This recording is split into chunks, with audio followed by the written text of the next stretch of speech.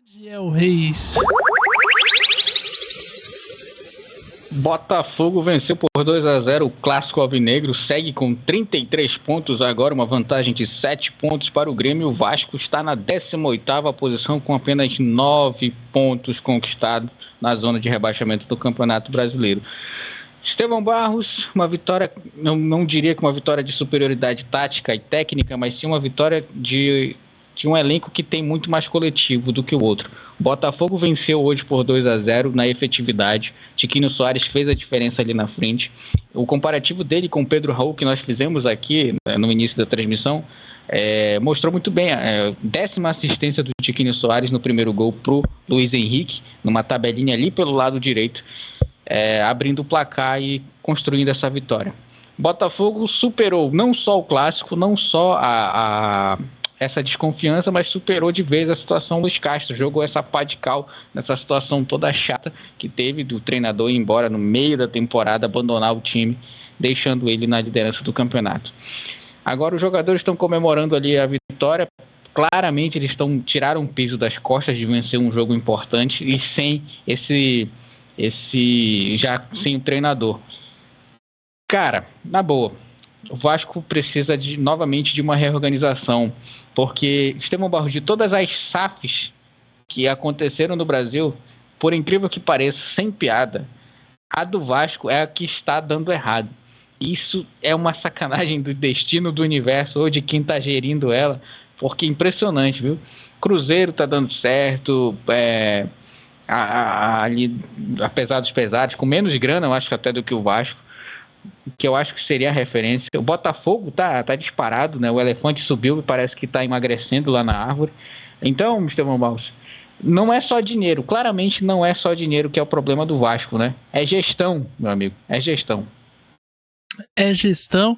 E do outro lado, em contraste a esse cenário que você desenhou, né, pra SAF do Vasco, a gente vê o projeto do Botafogo com o John Textor, que assim, não é perfeito, tem seus problemas, né, principalmente na parte financeira, administrativa. O Botafogo tinha uma dívida gigantesca e se fosse clube administrativo estaria ainda brigando para não cair, isso é fato. E graças aí ao trabalho mínimo, né, da gestão do John Textor, que às vezes também levantou os seus questionamentos em relação à venda do Jefinho, mas vem arrumando a casa e hoje o Botafogo é líder do Campeonato Brasileiro. Eu acho que tem time para estar aí, não. É surpreendente, é o Carille 2, né? Impressionante como essa liderança do Botafogo aí ninguém esperava, nem mesmo o próprio equipe de General Severiano, mas eles vêm conseguindo com futebol eficiente, não é tão bonito de ver jogar, mas consegue os resultados, consegue as vitórias, os 3 pontos, consegue abrir uma margem de 7 pontos para o segundo colocado. E vai em busca aí de fazer história. Desde 1995 a equipe não é campeã brasileira. Então seria um feito e tanto para essa equipe de General Severiano, equipe tão sofrida aí nos últimos anos, que poderia ir para o céu nesse ano de 2023. E do outro lado, nós temos o clube do Vasco, que passa aí por uma crise, né, administrativa. Não é de hoje. Vale lembrar que enquanto clube associativo o Vasco tinha inúmeros problemas.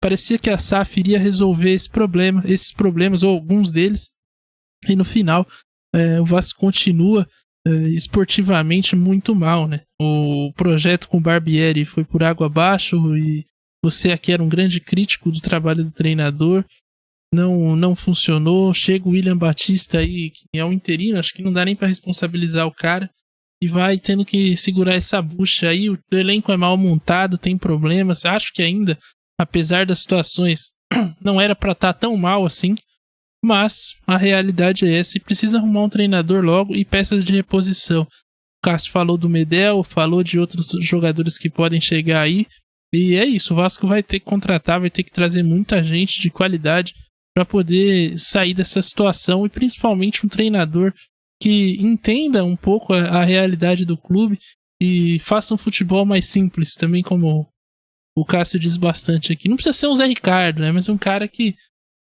saiba ali fazer o básico, que arrume a defesa e que faça o ataque ser minimamente organizado e ter ali, né? A primeira coisa para organizar esse ataque seria tirar o Pedro Raul e depois pensar no resto. Porque hoje foi difícil, viu? É, né? Literalmente o Vasco joga com falso 9, né, Esteban Barros? Sim. Isso aqui é uma coisa impressionante. A quantidade de.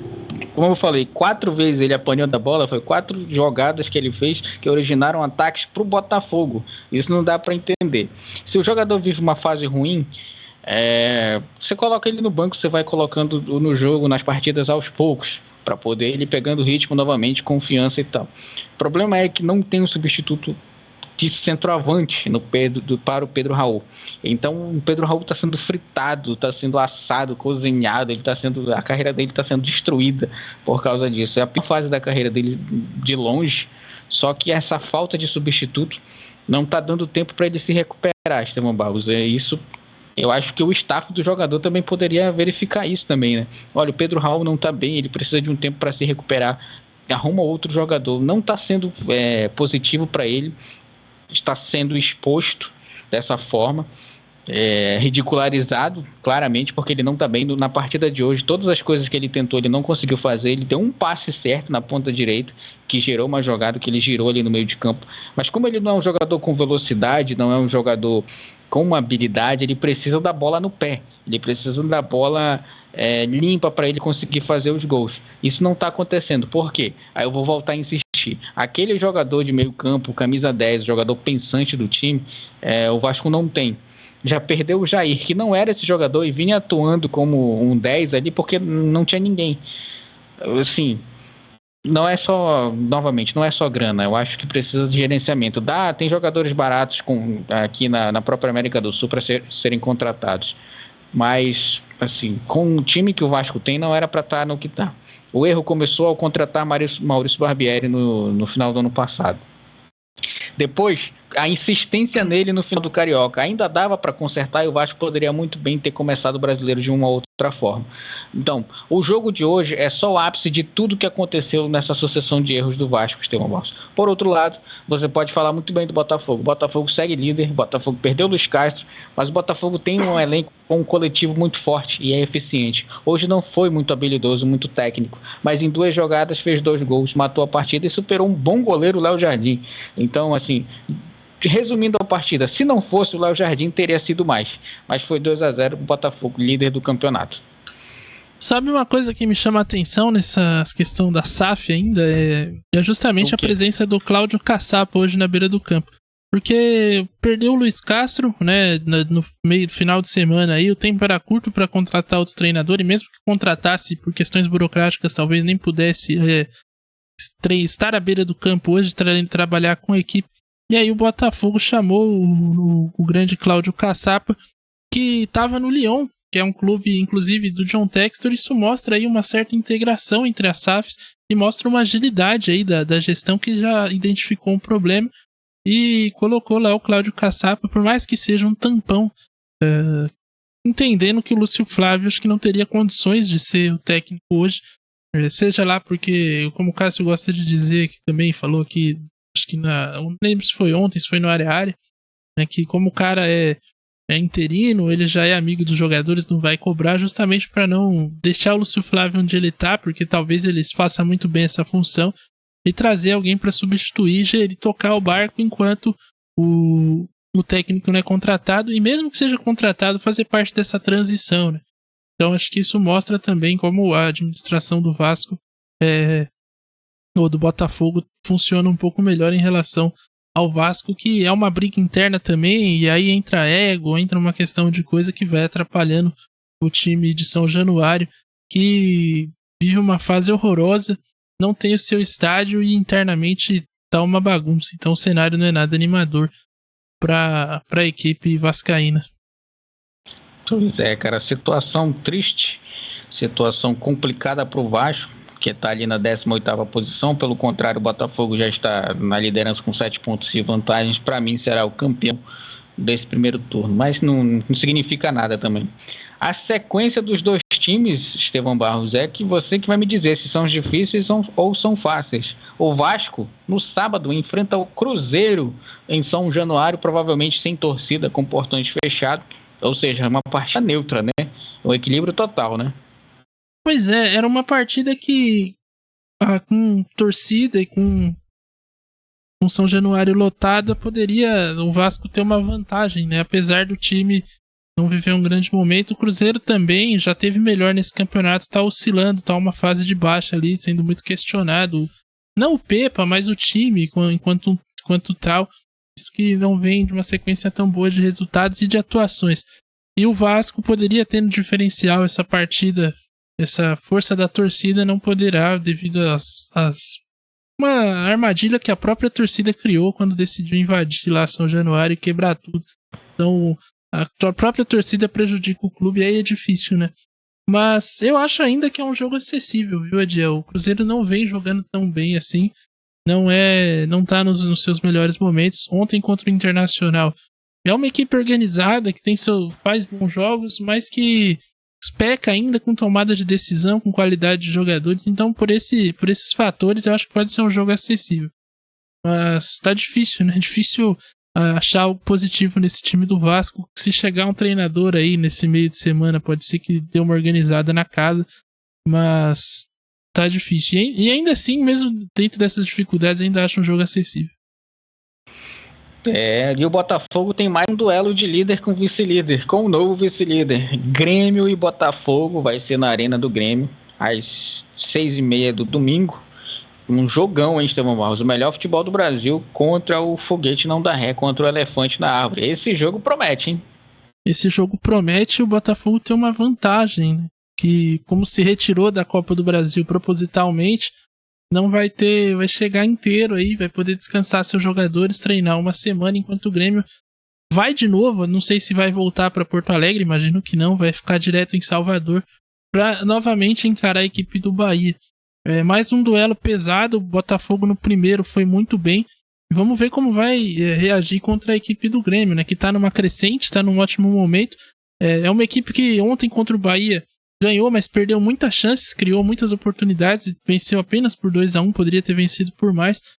E vai ser interessante de ver esse jogo. Mais uma vez, o Botafogo fora de casa, contra o vice-líder, um confronto de 6 pontos. Se vencer, amigo, olha... Ele vai derrubando, né, os rivais. Se vencer, o Flamengo já venceu, o Palmeiras já venceu. Se vencer o Grêmio, vai rumando aí, rumo ao título. Pois é. Na próxima rodada, na rodada de número 15, o Botafogo pega o Bragantino. É outra partida complicada, que se ganhar também vai com moral, né? E o Vasco, Estevão Barros, tem o América Mineiro, o Coelhão. Outra partida também difícil, né? Fora de casa. América Mineiro, que não é mais mineiro, agora é só América do mundo inteiro, contra o Vasco da Gama. São também duas partidas difíceis para os dois times. Exatamente. Do lado do Vasco, os dois estão empatados, né? América e Vasco com 9 pontos. É mais um confronto direto aí que o Vasco terá. O jogo será em Belo Horizonte, Adil? Sim, na casa do América Mineiro, na Toca do Coelho. Um jogo complicado, então, pro Vasco. Embora o América não tenha vivendo um grande momento, hoje conseguiu buscar um empate diante de um dos seus maiores rivais. Então é um jogo complicado. E tem que vencer. Esse é o tipo de jogo que, infelizmente, não dá para você negociar um empate na situação que o Vasco tá. Tem que pensar em vitória lá. Seria um resultado surpreendente você conseguir roubar 3 pontos do América em Belo Horizonte. Um rival direto iria se distanciar ali de Curitiba e América, então é um jogo que ele tem que entrar pensando em vitória. E o Botafogo contra o Red Bull Bragantino, que vive uma grande fase também. O Caixinha tá arrumando a equipe, hoje venceu o Corinthians. É um jogo complicado, né, pro Botafogo, apesar de estar muito bem. O Red Bull Bragantino conseguiu fazer grandes jogos aí nesse Campeonato Brasileiro, diante de Palmeiras, diante de Flamengo. Então vai ser uma partida interessante de se ver e um jogo duro pro Botafogo, mesmo jogando em casa. Um jogo duro pro Botafogo. Bom, Estevão Barros, se você pudesse escolher um destaque positivo da partida, provavelmente ele será do Botafogo. Qual seria o jogador que você poderia optar aqui? O Tiquinho, velho. Briga o tempo inteiro, sai da área, se movimenta, muito inteligente. Não fez gol hoje, mas deu assistência pro Luiz Henrique, que fez o gol que abriu o placar, e participou o tempo inteiro, incomodou a defesa, quase fez um golaço no primeiro tempo, então o destaque vai pro Tiquinho.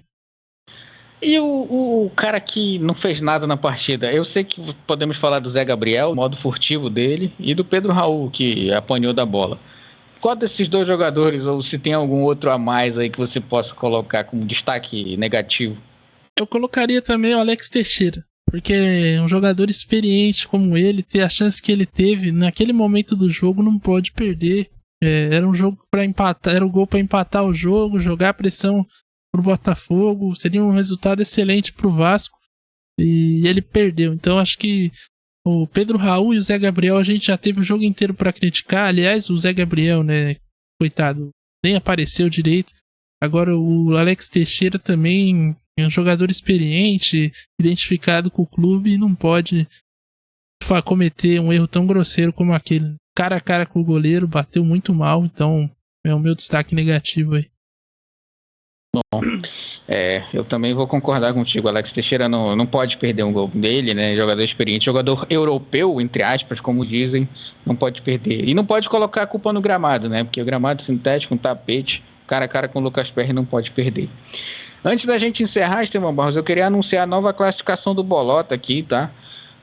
Eu sigo na liderança com 36 pontos, você deu uma encostada com 28 pontos e o Cássio se manteve com 18, ele não acertou absolutamente nada nessa rodada, você se aproximou bastante, está 8 pontos aí. O elefante está lá em cima. Não, peraí, eu vou contestar minha pontuação. Não é? Não, eu tenho 2 do Bragantino ainda. Então, você tinha 22.